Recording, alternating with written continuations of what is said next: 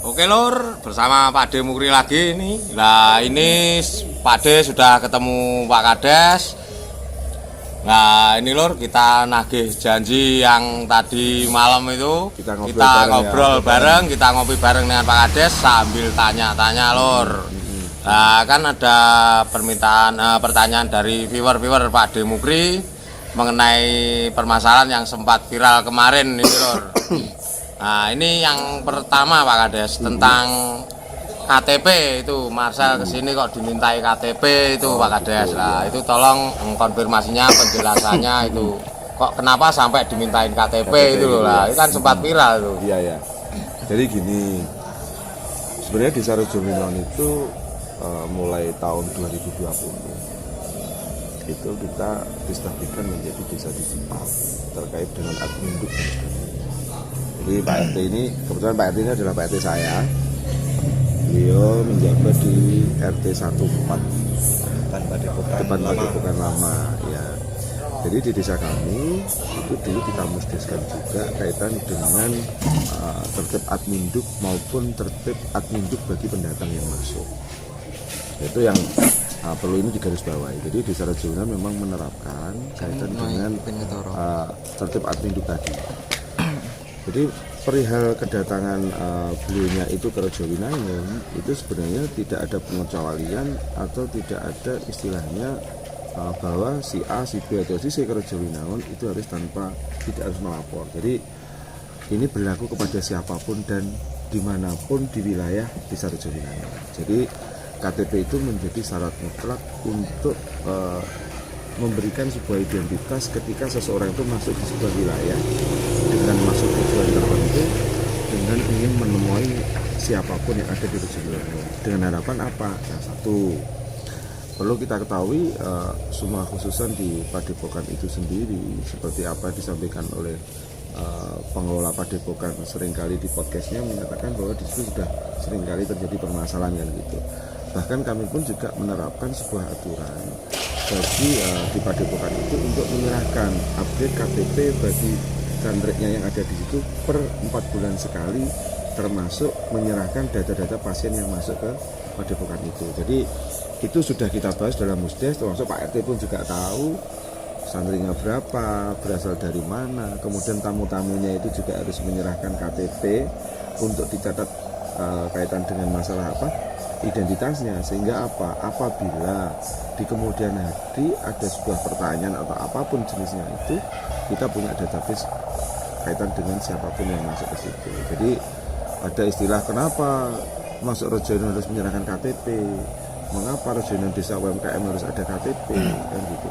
Ini ada pengecualian kaitan dengan apa-apa yang terjadi kemarin itu. Jadi itu berawal dari sesuatu hal yang mungkin kemarin kita kurangnya koordinasi seperti itu antara pemerintah desa maupun beliau-beliaunya yang tidak hadir maupun datang ke Rejowinon dengan maksud tujuan untuk pembuktian itu. Jadi itu bisa jadi sebuah pengalaman atau hikmah yang kita petik luar biasa sekali kaitan dengan siapapun yang hadir kaitan ke wilayah tertentu. Karena tak ubahnya desa itu seperti rumah tangga.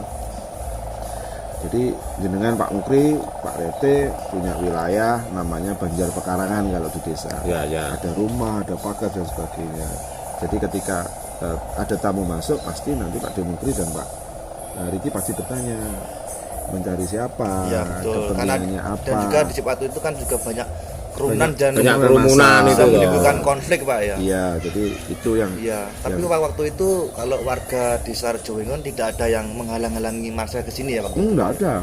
Jadi di dalam kerumunan itu warga spontan hanya melihat saja Pak. Melihat saja. Jadi apa yang saya lakukan kemarin dengan ada mana KTP, Anda siapa, ingin ketemu siapa, tujuannya apa, dengan ada yang agak keras, mungkin ya itu bahasa komunikasi saya yang mungkin itu ya mungkin bisa dikatakan terlalu keras. Saya juga bisa minta maaf kan dengan itu. Karena di situ kan Pak Lurah juga menghentikan Marcel sama asistennya namanya Ucup, dan Ucup pun menolak gitu, ingin cepat pulang aja gitu. Jadi sebenarnya cuma itu.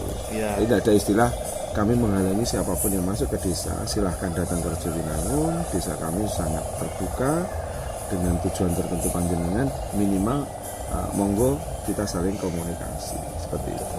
Nah, waktu kemarin tuh minta KTP karena posisi udah rame Udah itu ya. rame, ya. Takutnya ada chaos atau ada Iya. apa itu ya, Pak Kades. Kan juga sempat konflik juga itu. Nah, Konflik. Jadi tidak ada istilah kami dari Pemdes atau saya secara pribadi sebagai kepala desa membela si A atau si B, atau menghalangi seperti tidak itu. ada, Pak. Iya, tidak ada. ya intinya kalau ada orang yang mau ke Rejowinangun itu nggak harus melulu dimintai KTP gitu loh Pak Kades. Misalnya mereka mau beli UMKM, UMKM lah itu masa harus Tapi dimintai KTP enggak. kan enggak toh. Terkecuali jika menginap 1 kali 24 jam itu wajib. Nah, itu loh. Atau memang beliaunya yang datang ke Rejowinangun itu punya maksud tujuan tertentu khusus. Seperti kemarin rombongan dari Jakarta itu kan khusus. Ya. Karena itu monggo melaporkan tujuannya apa. Pasti nanti kita akan tahu betul maksud tujuannya dan kita mau seperti apa sih ketika terjadi sebuah hal seperti itu. Jadi kemarin merupakan hal yang sangat positif sekali bagi desa Rejowinangun. Jadi silakan ke Rejowinangun, tidak perlu takut. Kita berwisata UMKM di Rejowinangun silahkan. Kalau untuk bertamu dengan tujuan tertentu minimal seperti Pak RT pun juga begitu. Nih Pak Riki pun ketika ada tamu dari luar pasti ditanya Pasti. belinya dari mana, tujuannya apa, ketemu siapa, mungkin itu. Iya. Terus itu Pak, di netizen bertanya, loh waktu ada dukun yang berkelahi di Padepokan sampai malam itu apa juga menyerahkan KTP? Kalau waktu di Padepokan lama kan saya pun sebagai RT kan juga tidak tahu, itu kan juga di atas jam 12 malam Pak ya. Jadi memang tidak ada laporan seperti itu, tidak ada Pak ya itu. Tidak ada, iya. Dan dari pihak si A pun juga mengakui bahwa itu sebuah settingan. Iya. Jadi memang ada beberapa komunikasi. Sebenarnya kami dari masyarakat desa, khususnya lingkungan sana, maupun dari pemerintah desa, Pak RT dan Pak RW, sebenarnya kita sering komunikasi kadang dengan hal tersebut. Jadi hal-hal yang kemarin itu jadi sebuah pengalaman yang sangat berharga bagi kita semuanya. Kita petik hikmah yang positif. Bagaimana kita tertib admindu, bagaimana kita tertib ketika memasuki wilayah orang dan sebagainya. Jadi kita ambil positifnya aja. Terus ini Pak, yang kedua terkait pemasangan banner Pak, itu kenapa tidak di Padepokan, kenapa kok di rumah warga, dan kenapa kok di perkebunan, tidak langsung di Padepokan, ini mohon dijelaskan Pak, biar mereka semua tahu. Jadi gini, seperti kita ketahui bersama itu kan dipasang di depan Padepokan lama dan dipasang di depan Padepokan baru kan gitu, tidak dipasang di posisi Padepokan. Jadi perlu saya sampaikan, pasca mediasi yang melibatkan unsur berbagai macam unsur termasuk dari Padepokan maupun dari pemerintah desa, ada Forkopimcam, Forkopimda semuanya.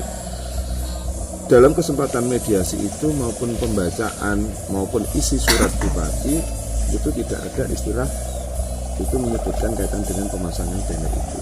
Jadi ada semacam keharusan sosialisasi untuk pemasangan banner itu tidak ada. Jadi pasca itu seperti Pak RT ketahui bersama, pagi diumumkan, sore kita melibatkan masyarakat. Saya sudah sosialisasi di 4 kali di kemarin, termasuk untuk RT RW, BPD, LPMD, PKK, KAD dan sebagainya kita sosialisasikan biar apa masyarakat tuh memahami betul isi surat itu nanti seperti apa. Nah, kembali lagi ke banner. Banner itu merupakan bagian sosialisasi daripada isi daripada surat bupati. Nah, banner itu tidak harus terpasang di lokasi itu, bisa terpasang di seluruh wilayah desa Rejowinangun dengan kita mengambil beberapa titik. Dan kemarin disepakati ada 2 titik pemasangan itu.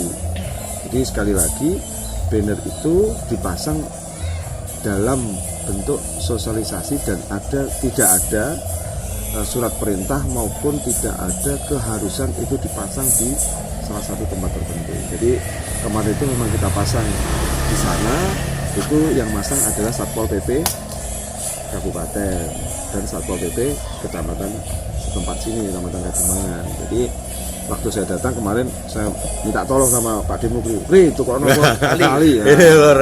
Menjadi viral itu. Menjadi viral itu. Wah, 2.100.000 tayang itu. Saya disuruh beli tali sama Pak Kades itu. Iya. Netizen itu Khairul Arifin tidak salah Pak ya. Kri tuh tali kri. Tiap komen pasti gitu. Kri tuh tali kri itu. Jadi kemarin memang tali itu kita butuhkan untuk pemasangan di depan Padepokan. Memang karena penjelasannya intinya gini ya Pak. untuk banner itu di dalam surat wagub itu memang nggak ada. Wakil Bupati. Wakil Bupati itu Iya, nggak ada ya. tidak ada Nah, itu. jadi banner itu memang inisiatif Dari Pol PP. dari Pol PP untuk sosialisasi surat Bupati. surat bupati. Nah, di dalam surat bupati itu memang nggak menyebut banner. Lah makanya nggak dipasang di Padepokan itu karena memang nggak ada. Untuk itu nggak ada, Ya, itu nggak cuma ada. tambahan sosialisasi itu loh lor. Keberadaan surat daripada Bupati itu. Jadi sudah bisa dimengerti ya para netizen. Nah, tolong Soalnya netizen dipahami. itu raja loh Pak De. Iya, netizen itu Maaf, benar. iya, ya. Loh, Pak Kades kan viral karena KTP. Lah, ini makanya Pak Kades viral KTP ya ini mah. Jadi perlu disampaikan juga, Iya. itu banyak hikmah sebenarnya. Saya beserta kelembagaan desa termasuk dengan Pak RT ini 2020 desa kami, desa kita Rejo Iya. Binangun itu kan kita mengadakan sebuah inovasi kaitan dengan pelayanan KTP, KK, KIA, akte cukup ada di desa. Iya. Nah, itu kan seperti itu kan. Nah, dengan adanya kemarin itu mungkin buah daripada apa ya? Oh, ternyata KTP itu ternyata benar-benar jadi ikon ya, termasuk Pak Kades dibully dimanapun karena KTP ya gitu. Dibully lurah KTP, lurah Iya. KTP itu loh. Tapi memang kenyataannya desa kita KTP, KK, akte, KIA cukup ada di desa. Dan alhamdulillah untuk tahun ini perlu kami sampaikan juga bahwa Desa Rejo Binangun akan ada mesin ADF untuk cetak KTP di Desa Rejo Binangun. Jadi tidak, kalau ngurus tidak usah ke spenduk Pak ya. Nggak perlu, cukup ada Langsung di di desa. desa bisa, langsung Bisa. sudah jadi KTP, ada oh. kepeknya dan itu gratis. Nah, mungkin ini apa ya, merupakan sebuah langkah inovasi daripada desa dan alhamdulillah sebut Kades KTP nggak apa-apa. Ya. Itu Pak tentang apa itu kewenangan desa terkait mengatasi permasalahan ini sebatas seperti apa gitu kan permasalahan kan masalah dibawa itu. ke Propinda atau apa gitu loh Pak. Iya. Maksud, Ya yang sebatas ditanyakan, mana gitu loh kewenangan desa itu gimana itu tentang masalah ini. Kemarin kan juga ke Dinsos juga itu. Oh ya, jadi begini. Pasca kejadian di Padepokan pada bulan Agustus kemarin, itu memang semua hiruk pikuk, semua permasalahan, semua penyelesaian permasalahan daripada di tempat tersebut itu memang diambil alih oleh Forkopimda. Jadi Forum Komunikasi Pimpinan Daerah. Jadi semua ada di sana, termasuk ada dinas kesehatan, termasuk ada yang dari Kemenak, termasuk ada yang dari perizinan, termasuk ada yang dari asosiasi profesi itu. Nah, desa sendiri sampai hari ini hanya diberikan kewenangan untuk memberikan informasi atau dimintai informasi kaitan dengan hal-hal yang ada di sana. Intinya bisa menjaga stabilitas kaitan dengan sosial kemasyarakatan, keamanan dan sebagainya. Dan itu sudah kita lakukan bersama-sama kan, masyarakat sekitar, tokoh agama, tokoh masyarakat. Berikut pula dengan Padepokan. Kita komunikasi, kita menjalin sebuah koordinasi. Tujuannya apa? Mengembalikan situasi kondisi yang ada di situ. Termasuk ada statement dari Pak Wakil Bupati bahwa untuk santri itu juga harus pulang. Kemarin ada informasi juga itu dinas sosial yang mengambil alih, dan itu sepenuhnya kami menghormati apa yang menjadi keputusan daripada pihak Forkopimda melalui dinas terkait maupun badan terkait. Jadi untuk dinas sosial memang ada punya kewenangan di situ kaitan dengan pemulangan santri itu, akan tetapi juga ada koordinasi dengan pihak Padepokan dan masyarakat sekitar. Jadi untuk ketika warga melaporkan kejadian di Padepokan ke kantor desa hanya bisa menerima laporan itu, tapi tidak bisa menindak langsung Pak ya. Yang pasti kami dari pemerintah desa akan koordinasi dengan Forkopimda kepada dinas terkait dengan kita memberitahukan kepada pihak Padepokan bagaimana nanti menemukan sebuah sistem yang bagus, saling bisa menerima dan tidak muncul sebuah gejolak baru. Seperti itu. Jadi itu lor, jadi desa itu harus menindak tegas langsung juga tidak bisa karena permasalahan sudah diambil Pemkab ya Pak ya. Ya, Forkopimda. Forkopimda ya Pak ya. Jadi ditanyakan lagi Pak nggak Pak De? Saya kira cuma itu. Belum itu ya, masih ada poin satu Pak De. Apa, itu Pak. apa itu? Terkait identitas Marcel yang terekspos Pak. Soalnya itu kan ketika Marcel melihatkan KTP kan sudah punya statement jaga ini privasi saya tau. Lah itu kok bisa ke publikasi itu ceritanya gimana Pak? Itu maksudnya gini, apa itu jenengan yang mengasih tahu ke pihak Padepokan atau pihak Padepokan sudah tahu itu gimana Pak itu? Sebenarnya kalau kaitan dengan identitas beliaunya itu kita semuanya sama-sama melihat sebenarnya. Oh gitu. Jadi pihak Padepokan waktu itu juga melihat Pak ya? Ya melalui siapa? Pengacaranya itu. Dan saya yakin kita semua pasti menjaga privasi itu. Ya, Jadi dari pemerintah desa kami pun ketika tahu itu ya sudah, dan perlu kita ketahui bersama malamnya juga kita sudah ada mediasi di kantor desa. Ya, jadi itulah kejadian kemarin banyak menjadikan kita lebih dewasa, kita lebih bersikap harus kita melihat segala persoalan itu dari sudut pandang yang banyak. Tidak boleh kita melihat dari sudut pandang satu sisi, nggak boleh seperti itu. Termasuk ini pembelajaran saya secara pribadi sebagai kepala desa maupun saya selaku pemangku kebijakan di desa itu sendiri. Jadi secara umum kami berterima kasih sekali kepada masyarakat desa, kepada Padepokan semuanya, kepada semua elemen masyarakat, unsur pemerintahan daerah, sehingga kondisi apa yang ada di desa Rejonan itu kondisi seperti itu. Jadi memang bukan Pak Kades ya Pak yang membeberkan, bukan Pak ya? Kalau itu enggak, ya. Ini tidak. Jadi bukan Pak Kades, kami loh yang membeberkan identitas Marcel ya. Jadi mungkin semua diambil hikmahnya aja Pak. Iya, kita ambil hikmahnya. Kita banyak belajar dari kejadian kemarin. Mudah-mudahan dengan kejadian yang viral, saya kan viral sekali. Dan hikmahnya ada juga loh Pak RT. Ya. Salah satunya dengan adanya kejadian kemarin, Pak Demukri kan juga channel YouTube. Oh iya. Gitu. Nah, ya ada dampak baiknya buat saya. Positif juga. Tapi ya itu tadi inovatif, kreatif juga harus positif. Jadi itu Pak Demukri. Jadi berita-berita atau apa itu bisa bersifat positif. Karena apa? Baik sekali pemberitaan yang sebenarnya dengan apa yang terjadi di tempat kejadian itu tidak sama Pak RT. Pak Demukri kan gitu. Ya. Karena apa? Ya mungkin mereka melihat dari sudut pandang satu sisi tadi. Ya, yang jelas saya Pak Demukri ketika mengabarkan berita itu real dengan kenyataan yang ada, tidak ada yang ditambah-tambahi, tidak ada yang dikurangi ya ada ya. Ya. Dan kalau perlu gini, baca, lihat potensi desa. Apa yang menjadi sebuah bahan berita jenengan dalam YouTube itu yang bernilai positif seperti kan banyak sekali UMKM di sini. Ya, kita ada rencana begitu Pak itu untuk menaikkan UMKM ya, namanya usaha-usaha desa Rejonan. Diekspos lah. Diekspos yang ada di desa Rejonan itu supaya banyak orang tahu kalau desa kita itu desa wisata ya Pak. Iya, desa itu. Ya. Nah, perlu diketahui juga kalau mau ke sini nggak melulu harus dimintain KTP kalau untuk wisata ke sini itu enggak. Terkecuali menginap. Atau memang di sini dengan maksud tujuan tertentu. Ini Pak Demukri, Pak RT juga sudah tahu. Desa kita, Desa Rejonan itu menjadi role model program ketahanan pangan, kemudian desa peduli kesehatan. Kita seringkali dalam event-event apapun kita mendapat juara. Jadi kita terbuka, intinya kita terbuka kepada siapapun, datanglah ke Rejowinangun, berkunjung ke Rejowinangun tanpa harus melalui birokrasi yang ribet kan gitu. Minimal kita saling komunikasi, koordinasi. Oh, seperti saya mau datang ke Pak Mukri, saya mau ke Pak Mukri, ke Pak RT, saya mau izin ya nanti jam sekian, hari sekian saya mau kunjung kan gitu. Minimal memberitahu lah. Oke dulu Lur.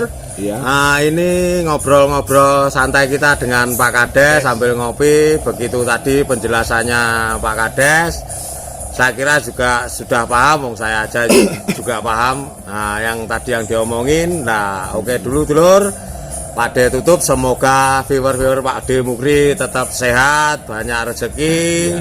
Amin. Nah, ya intinya ya itulah Lur, rezekinya banyak itulah. Oke. Assalamualaikum warahmatullahi wabarakatuh. Waalaikumsalam.